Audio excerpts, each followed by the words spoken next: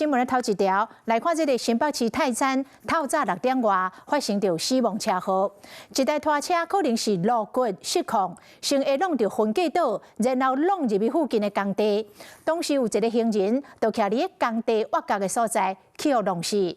另外，還有一個工地女保全嘛去互弄着傷。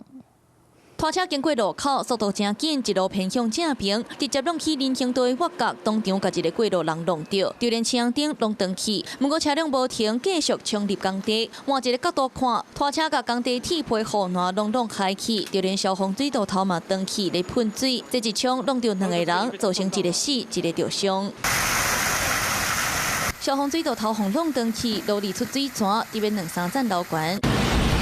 路牌啊，甲車燈攏轟弄斷去，都佇咧路裡。今仔日早起6點外，新北市泰山這件死亡車禍，車道封起來，交通受影響。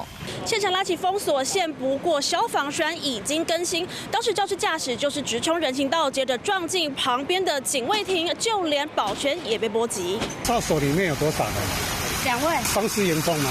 我們只知道額頭有受傷。當時拖車敢若因為落雨大出，先弄到分隔島，一路就歪去。過路人徛佇咧挖角轟弄到，車燈、消防水道頭甲警衛室嘛攏轟弄甲害去，造成一個死，一個着傷。車子衝進來，所以他只是受到那個碰撞，頭部縫2針這樣。就是丈夫也準備要來接他下班了，但是他就碰到這個事情，所以他丈夫就陪他到醫院去就醫。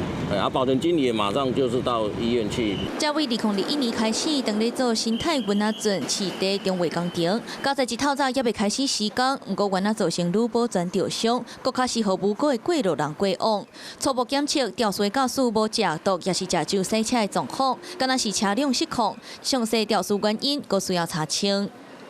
你好，我是宋彥明，想掌握最及時的新聞資訊嗎？趕緊訂閱、按讚、開啟小鈴鐺，鎖定華視新聞 YouTube 頻道。